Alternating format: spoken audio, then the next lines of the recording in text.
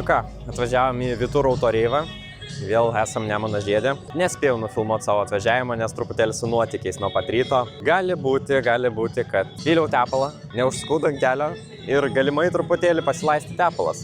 Tai teko vėluoti į renginį, bet tvarkyti savo reikalus po kapotu. Žiūrim. Dabar jau pakankamai gera situacija, nemanau, kad čia labai blogai. Dar pasivalysim po to, svarbiausia niekur ant trasos tikrai nelaša niekas, bet, kaip pasakyti, skubėjimas, durnumas gal kartais ir padarom tokių klaidų.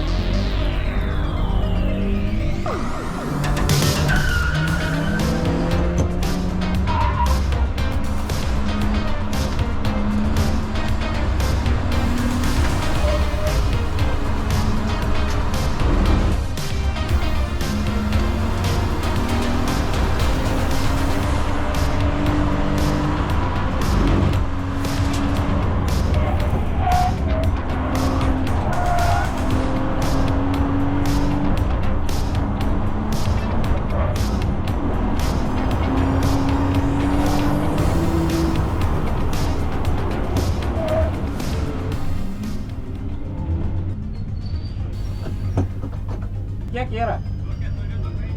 Šiaip biški matas ir rūks iš tos pusės, tai matino tepalų, žinai, tai atsargiai. Okay, good.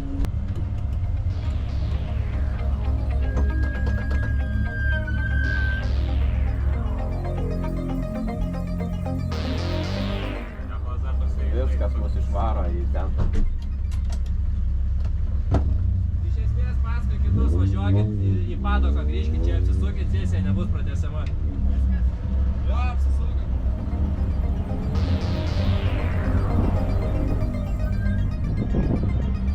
Pirma sesija jau yra pravažiuota. Nedaug iš tikrųjų spėjau, tik tais 3 ratus prasukti, dėl to, kad kažkodėl antifrizas ant asfalto pasipylė, bet ne iš manęs, iš kažko kito. Aš sustojau pasitikrinti padangų slėgio ir nebeišleido toliau važiuoti sesiją. Tai kol kas įsuktas laikas minutė 31 su 3 šikanais. Manau, kad tikrai galima dar pagreitinti, liko 2 sesijos šiandien.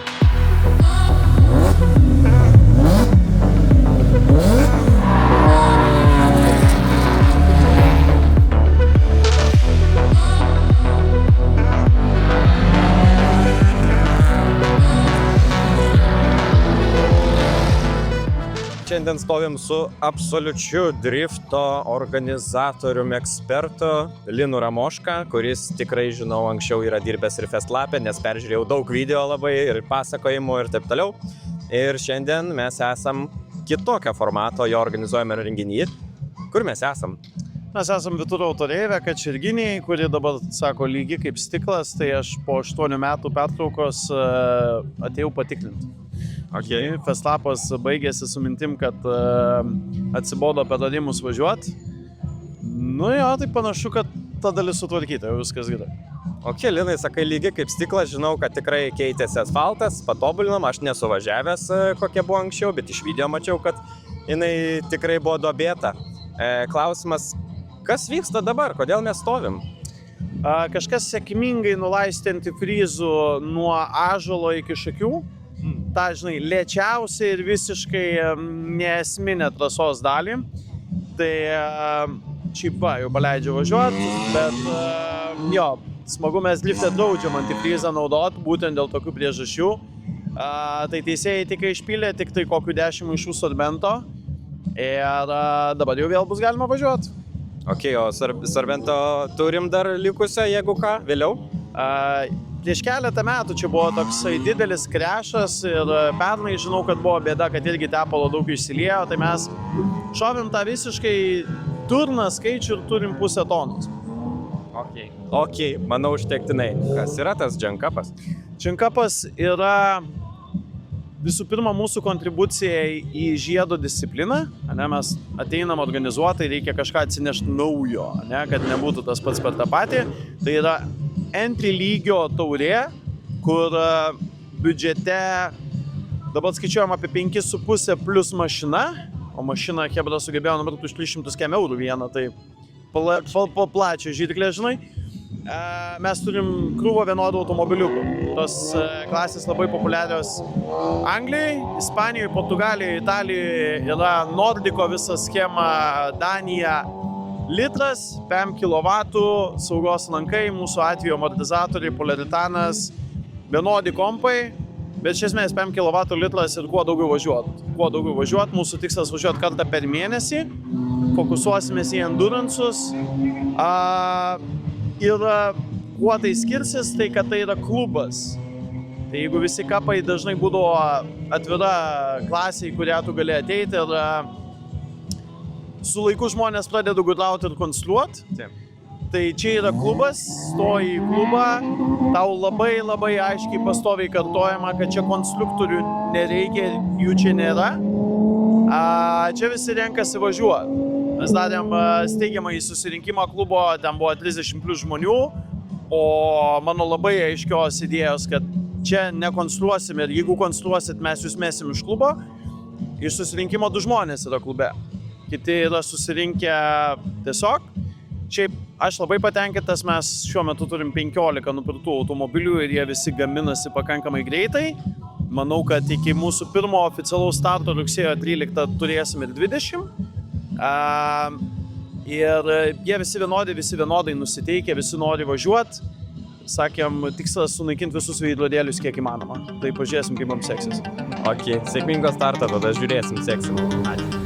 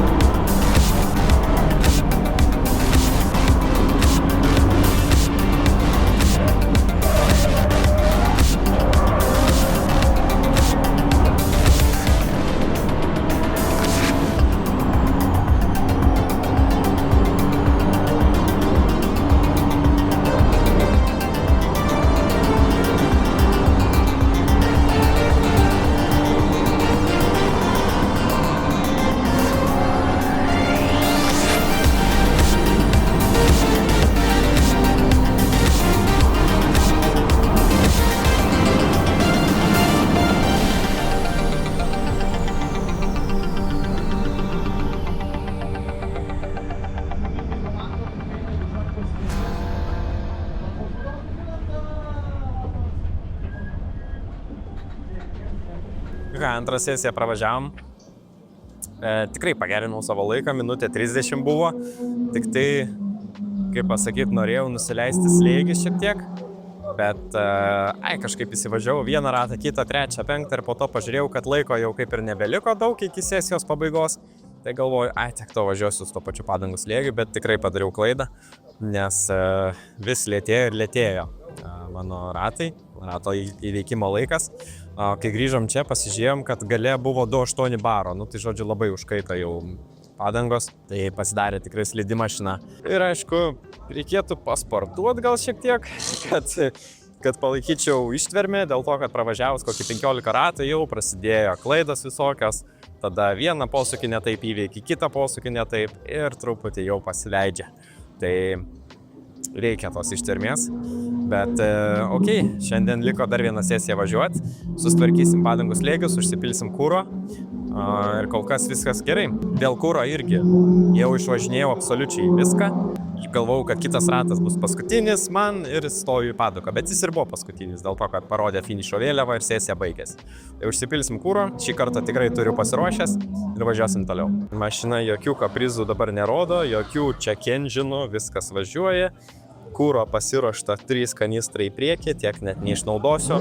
Tai šį kartą tikrai jau ramiau, saugiau, viskas gerai. Dar vienas dalykas, ką būtinai turiu pasakyti, kad važiuoju SGC 3 klasiai. Kodėl taip yra? Dėl to, kad mano mašina neparuošta iki galo. Tai reiškia, aš neturiu pilnų lankų, neturiu reikiamų koilų, kad galėčiau važiuoti BMW 325 klasiai. Tai, tokia ruošta, nedaruošta, po truputį. Tai problema su SGC 3 klase yra ta, kad joje važiuoja daug galingesni automobiliai, 3 litrai, pribombinti, na ir tada turiu savo standartinį 2,5 benzas 160 kW.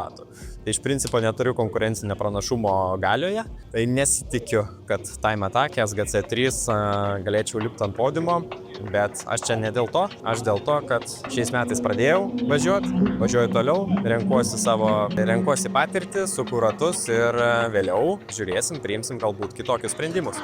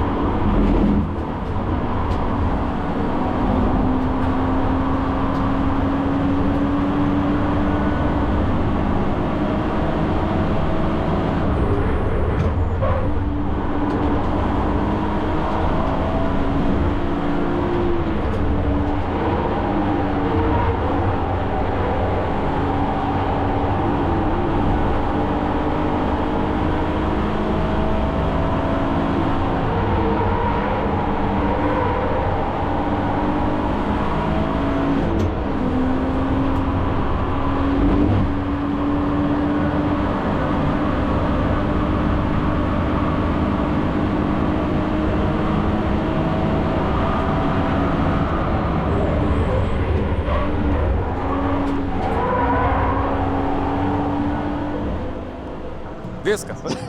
Pravažiavau 3 sesijas. Visiškai paskutiniam rate pavyko nuskabyti kažkur 70 sekundės, tai labai džiaugiuosi, kad paskutinė sesija, paskutinis ratas ir pagerinau laiką daug, nes sekundė yra daug, čia 70-asias, tarkim, beveik sekundė. Aš patenkintas.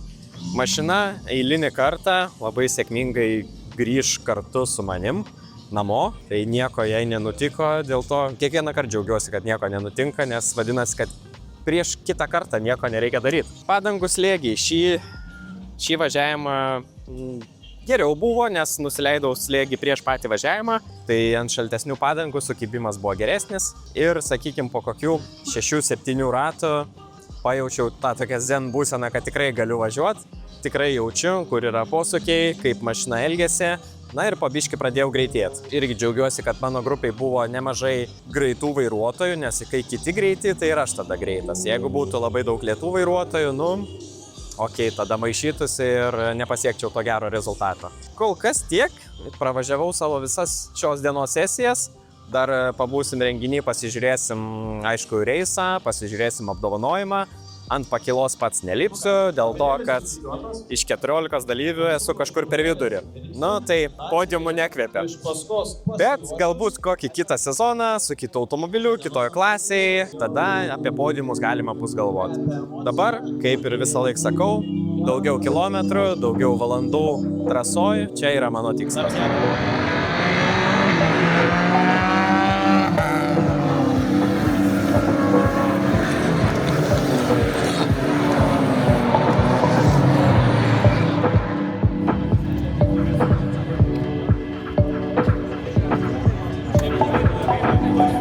Urbonavičius. Va, aš jau jaučiu nusiteikimą, čia pats nusiteikimas. Ir greičiausia šiandien Pro GT. Minutė 8 ir šiam 7. Povilas Bonkevičius. Povilas kažkoks sukūdęs. Beliukit mergaitės, greičiausiai Pro GT time atakeriai.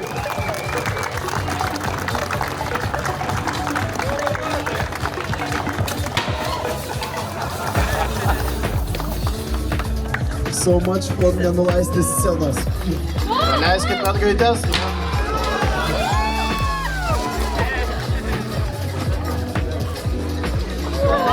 Tas geriausias. Čia vadinasi sąžininkai.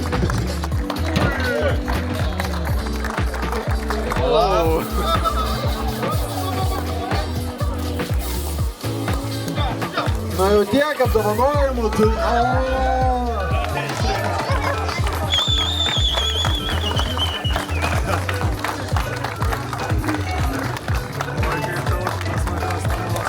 Ir taip jūs susipažinote su Tautvydu Andziulevičium, Bitur veidu Lietuvoje ir šito renginio pagrindiniu dėmėliu. Plojimai ir Tautvydui.